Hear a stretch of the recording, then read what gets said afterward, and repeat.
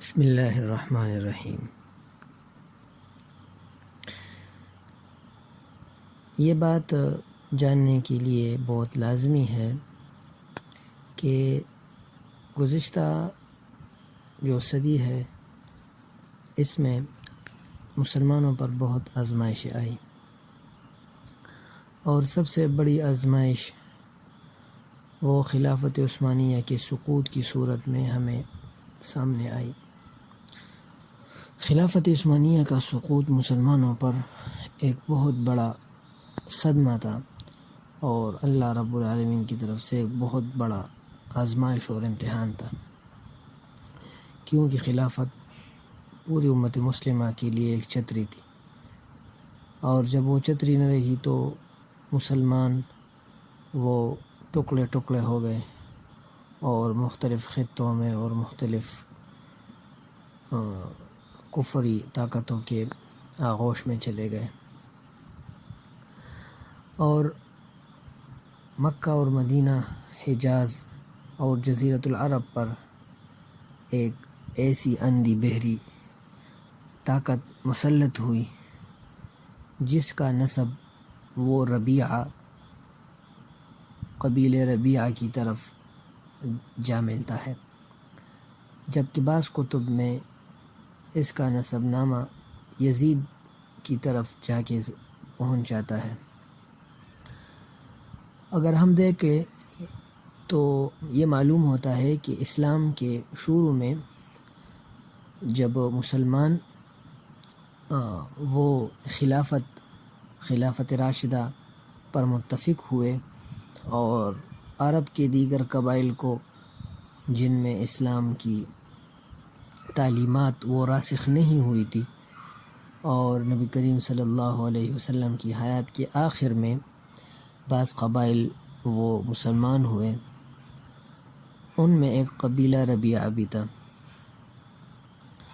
اور ربیعہ قبیلہ اگر ہم دیکھ لیں تو سب سے بڑا فتنہ جو مسلمانوں کے سامنے نبی کریم صلی اللہ علیہ وسلم کی حیات میں اور ان کے بعد جب سب سے بڑا فتنہ آیا تو وہ ناموس رسالت کا تھا اور ختم نبوت کا تھا، اور اس میں سب سے بڑا جو جنگ ہوا، سب سے بڑی لڑائی وہ مسیلمہ کذاب کے ساتھ ہوئی۔ لیکن ربیعہ، یہ مسیلمہ کذاب قبیل ربیعہ سے تعلق رکھتا تھا، بنو حنیف یہ بنو ربیعہ کی شاخ ہے۔ ابو بکر رضی اللہ عنہ نے اس فتنے کی آگ کو بجھا دیا اور ان کو یعنی جم غفیر کو قتل کر دیا، مرتدین کو اور ان کی سازشوں کو تہس نہس کر دیا، اور جو باقی بچے انہوں نے ظاہراً توبہ کا اعلان کر دیا، توبہ طائب ہوئے۔ بعد میں حضرت عمر رضی اللہ عنہ کی دور خلافت میں یہ فرقہ دوبارہ آیا، جیسے کہ ایک روایت میں ہے، عبداللہ بن مسعود رضی اللہ عنہ فرماتے ہیں کہ میں ایک دن نماز پڑھ رہا تھا، تو جب میں نے سلام پھیرا تو ایک آدمی کھڑا ہوا اور اس نے حمد و ثنا پڑھی اور کہا کہ کل رات میں اللہ کی قسم میں نے رات گزاری، میرے دل میں کوئی کسی کے ساتھ کوئی بغض و حسد نہیں ہے، لیکن بنو حنیفہ کے جو قبیلے بنو حنیفہ ہے ان کے ایک آدمی نے مجھے کہا کہ میں رات کے وقت ان کے ہاں جاؤں۔ جب میں رات کے وقت ان کے ہاں گیا اور مسجد بنو حنیفہ میں پہنچ گیا تو وہاں ایک آدمی تھا جس کے نام سے مسجد بنی ہوئی تھی، عبداللہ بن نواحہ۔ تو عبداللہ بن نواحہ کے مسجد میں پہنچ گیا تو وہاں مؤذن یہ اذان دے رہا تھا، اشہد ان لا الہ الا اللہ وان مسیلمۃ رسول اللہ، نعوذ باللہ، یہ اذان دے رہا تھا۔ تو میں نے کہا شاید میں نے غلط سنا ہو، تو میں مسجد کے قریب گزرا اور مسجد والوں سے پوچھا تو اس نے کہا ہم تو سارے یہی پڑھتے ہیں۔ تو عبداللہ بن مسعود رضی اللہ عنہ چونکہ اس زمانے میں وہ کوفہ میں تھے تو انہوں نے کہا کہ عبداللہ بن نواحہ کو لے آؤ، عبداللہ بن نواحہ کو لے آیا، ان کو اس نے اعتراف کیا اور اس نے کہا کہ یہ تم ان کو کیسے قرآن پڑھا رہے ہو؟ تو اس نے کہا کہ میں تقیہ کر رہا تھا۔ تو بعد میں حضرت عبداللہ مسعود رضی اللہ عنہ نے کہا توبہ کرو، اس نے توبہ کیا اور پھر بازار لے گئے اور اس کا سر تن سے جدا کر دیا۔ پھر ان کے بعض جو دیگر اقوام تھے، ان کے قوم کے جو بعض دیگر لوگ تھے، اس کے ساتھ ان کے بارے میں نبی کریم صلی اللہ علیہ وسلم کے صحابہ سے مشورہ کیا اور اس کے بارے میں یعنی خوب سخت فیصلے ہوئے۔ تو یعنی ان کی سازشیں چلتی رہتی تھی۔ یہ بات امام شافعی رحمۃ اللہ علیہ، یہ جو بات جو ہے علامہ شیرازی رحمۃ اللہ علیہ نے المہذب فی فقہ الامام الشافعی میں جلد نمبر 1 میں لکھی ہے۔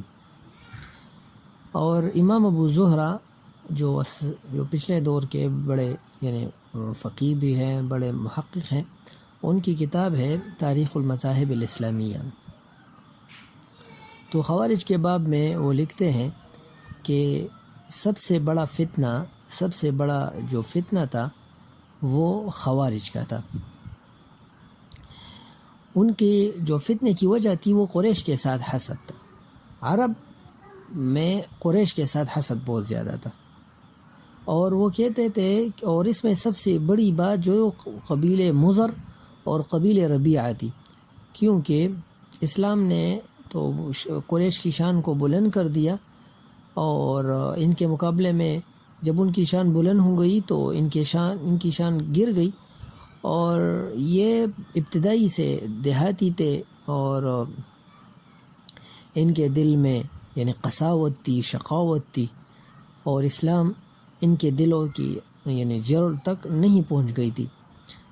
اس وجہ سے یہ کبھی اخلاص ظاہر کرتے تھے اور تقوی ظاہر کرتے تھے، بڑی بڑی نمازیں، لمبی لمبی رکعات، لمبے لمبے سجدے، تلاوت، اور یعنی عبادت میں زیادہ حد سے زیادہ تجاوز، غلو، اور کبھی ہوس نبوت اور انحراف اور شدت اور یعنی حد سے تجاوز اور عجیب عجیب قسم کی باتیں کرتے تھے۔ وہ فرماتے ہیں کہ خوارج یہ اصل میں وہ یعنی بھوکے عرب تھے جو اسلام سے پہلے ان میں مادیت کی صرف سرے سے یعنی گزر نہ تھی، اور جب یعنی سخت زندگی تھی، لیکن جب اسلام آیا تو جو یعنی ان کے سادہ دل تھے اور بھوک پیاس کے دل تھے، تو اسلامی تعلیمات سے یہ دور رہے اور اسلامی تعلیمات سے یہ یعنی ناشنا رہے، تو ان کے عقل وہ ان کا دائرہ اور بھی تنگ ہو گیا، کیونکہ وہ صحرا کے لوگ تھے، ان کو کچھ پتہ نہیں تھا تو کہ ایمان کیا ہوتا ہے۔ بس بعض لوگ جو ہے نا وہ اس میں اچھے رہے، لیکن اکثر میں یعنی زندگی کے جو نشیب و فراز تھے اور جو نعمتیں تھی، تو ان کی جو قساوت تھی وہ اور سخت ہو گئی، اور ان کی یعنی جو زندگی تھی وہ اور اس میں بجائے نرمی کے اور زیادہ شدت اختیار کر گئی۔ تو اگر ہم دیکھ لیں بنو آل سعود کو، جو سعودی حکومت کو، تو چونکہ وہ بھی بنو ربیعہ ہیں جیسے کہ وہ خود کہتے ہیں، تو بنو ربیعہ میں یہی بات یعنی اسلام کی مخالفت اور سختی، یہ حرم میں یعنی حرم کے ساتھ بغض وغیرہ یہ زیادہ تھی بنو ربیعہ، جیسے کہ حدیث میں ہے کہ جو فدادین ہیں، اور نبی اسلام نے ایک فرمایا جو فدادین ہے، مسلم شریف کی روایت ہے، بخاری میں بھی ہے، کہ اس میں سختی ہے، اس میں غلظت ہے، اس میں اسلام سے نرمی نہیں ہے۔ تو مزریہ قبائل جس میں حوازن ہے اور دیگر قبائل ہیں، جیسے کہ قسیم ہیں عصر حاضر میں، نجد یعنی ریاض، یہ سارے وہی قبیلے ہیں۔ اور اسی کی طرف اس حدیث میں اشارہ ہے کہ حرم میں اپنے ہی حرم کے لوگ وہ سختی کریں گے اس آدمی کے ساتھ جو حرم میں مہدیت کا دعویٰ کرے گا تو اس کے ساتھ سختی کریں گے. اور اسی طرح ہوا حرم میں وہ حرم کے میں الحاد کیا گیا, ظلم کیا گیا, تو اللہ نے مسلمانوں پر اور خاص کر عربوں پر سختیاں مسلط کی. تو جوہیمان جو مہدی کا دعویٰ جس نے کیا, جس نے اپنے ساتھ ایک مہدی کو لایا اور مہدی کا دعویٰ کیا, تو اس نے وہ بھی قبیل مضر کا تھا, قبیل ربیعہ سے تعلق رکھتا تھا. عتیبی تھا. عتیبی بھی یہی لوگ ہیں جو نجد اور قسیم میں رہتے ہیں. اس نے مہدی کا دعویٰ کیا اور اپنے جو اس کا بہنوئی تھا اس کو مہدی بنایا, چونکہ اس کا نام محمد بن عبداللہ تھا. اور اصل میں جو اس کے جو جتنے بھی اس کے ساتھی تھے, مدارس کے طالب علم تھے, تو وہ بھی اسی نظریے کے تھے اور یہی قسم کے لوگ تھے. اور لیکن انہوں نے زمانیہ, علامات مکانیہ, علامات شخصیہ وغیرہ کچھ نہیں پڑھا تھا. تو ابھی ایک تو انہوں نے ظلم کیا کہ جب مہدی کو لائے اور علامات پورے نہیں ہوئے اور بتکلف مہدی کو لائے, خدائی اشارات نہیں ملے. اور دوسری طرف علی سعود نے بھی ان کے ساتھ اچھا معاملہ نہیں کیا, اور اچھا معاملہ اس طرح نہیں کیا کہ بیت اللہ کی حرمت کا خیال نہیں رکھا.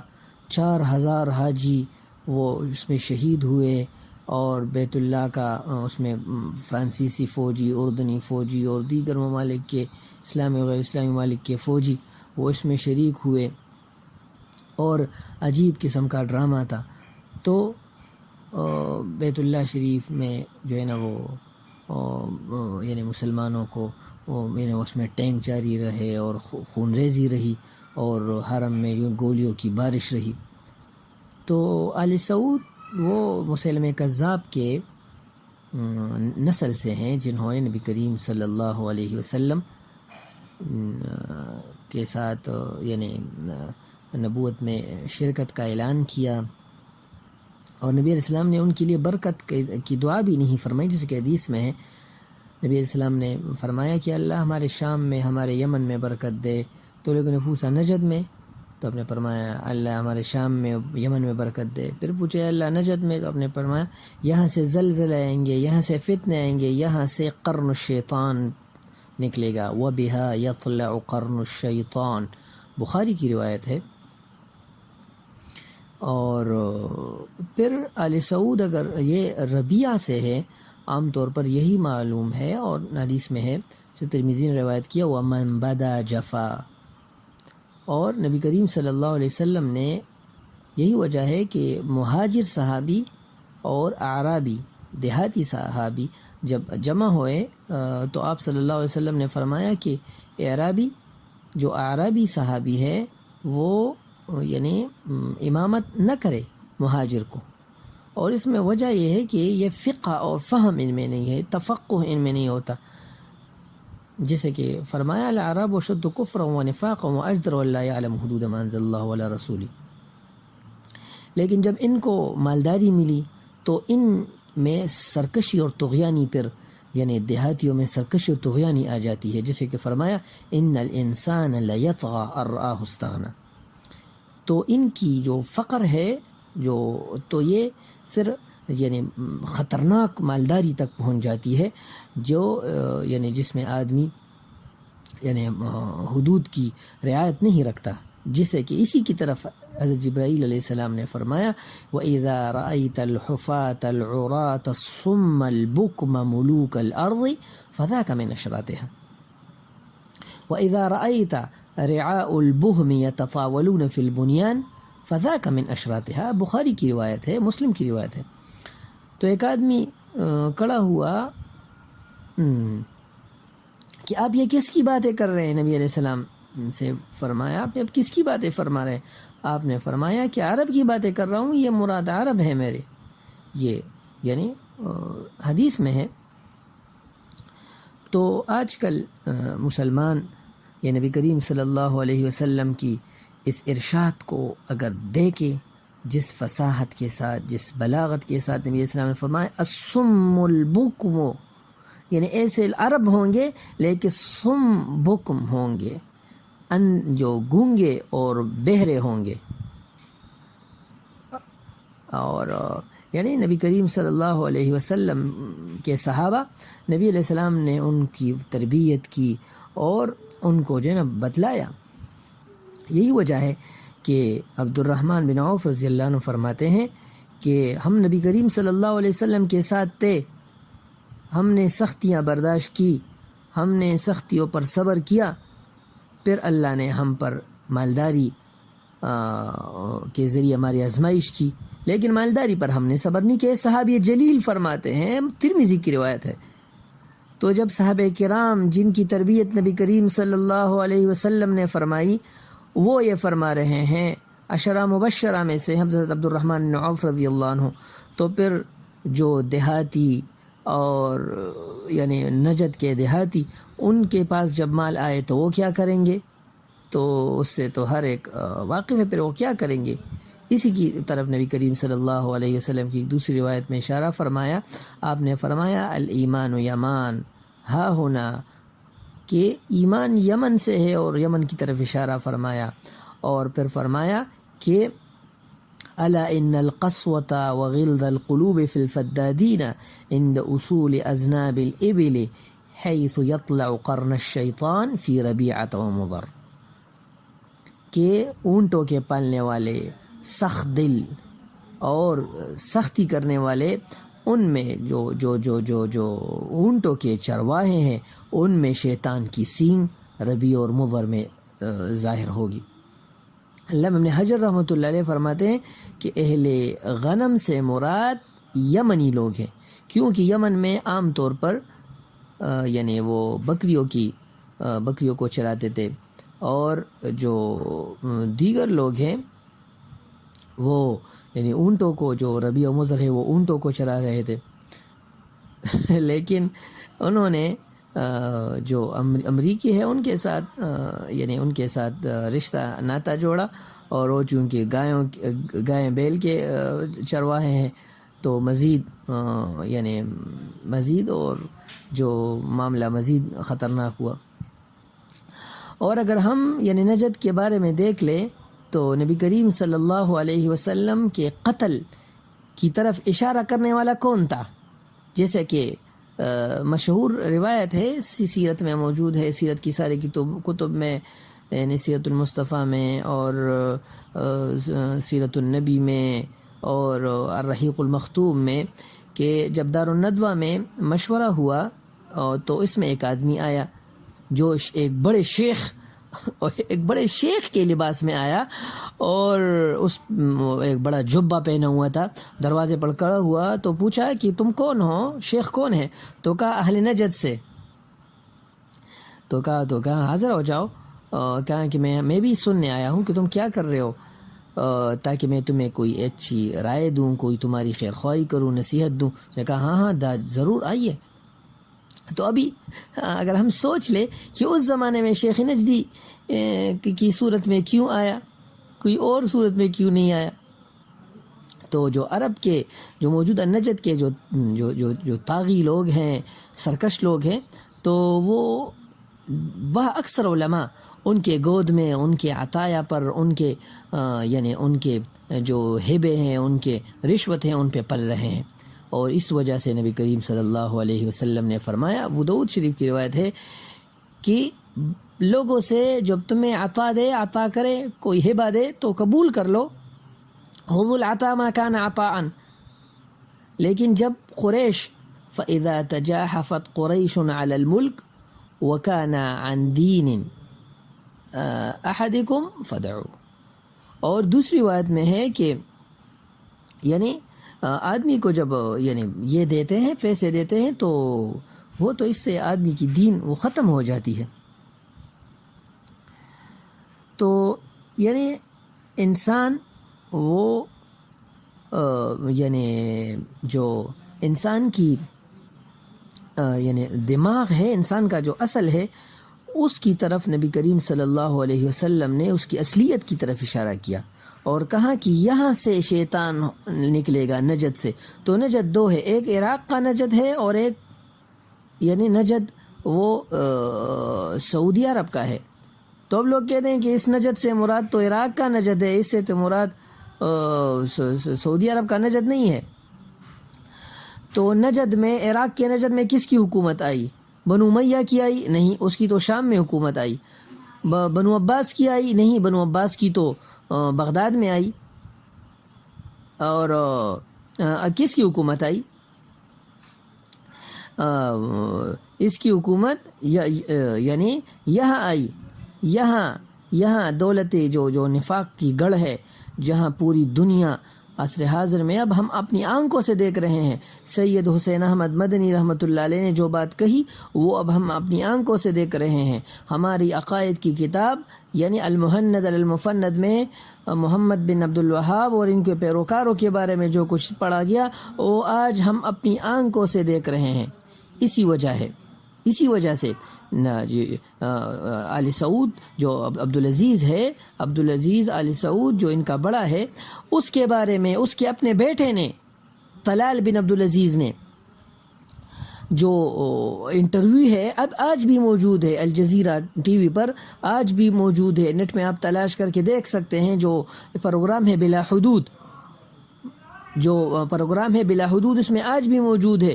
وہ کہہ رہے ہیں کہ برطانیہ ہمیں پیسے دے رہا تھا، برطانیہ کے پیسوں سے ہم یہاں پہنچ گئے ہیں، اور اگر برطانیہ ہمیں پیسے نہ دیتا تو ہم یہاں تک نہ پہنچتے. بات کا اختتام اس ایک حدیث سے کرتے ہیں جس میں نبی کریم صلی اللہ علیہ وسلم نے فرمایا، فتنوں کا تذکرہ فرمایا، پھر فرمایا کہ مسلمانوں پر مختلف قسم کے فتنے آئیں گے. فتنۃ الاحلاس آئے گا، پھر فتنۃ السراء آئے گا، ثم فتنۃ السراء، پھر فتنۃ السراء آئے گا. دخنها من تحت قدم رجل من اہل بیتی یزعم انه منی ولیس منی. فتنۃ السراء پیٹرول کا فتنہ، فتنۃ مالداری کا فتنہ، اور جس میں شیخ الہند رحمۃ اللہ علیہ اور سید حسین احمد مدنی اور مولانا عزیر گل اور دیگر ہمارے اکابر کو شریف حسین مکہ نے پکڑ کر کالے پانی میں بھیجا اور سلطنت عثمانیہ کے بکھرے کر دیے اور مسلمانوں کو بیچ ڈالا، فلسطین کو بیچ ڈالا، اور بعد میں آل سعود وہاں پر مسلط ہوئے. 1925 سے یہ فتنہ ابھی تک جاری ہے. تو مسلمان وہ یعنی اس فتنۃ السراء کی وجہ سے جس فتنۃ السراء پیٹرول اور تیل کی جو فتنہ ہے، یہ فتنہ کون لے کے آیا؟ یہ آل سعود لے کے آئے.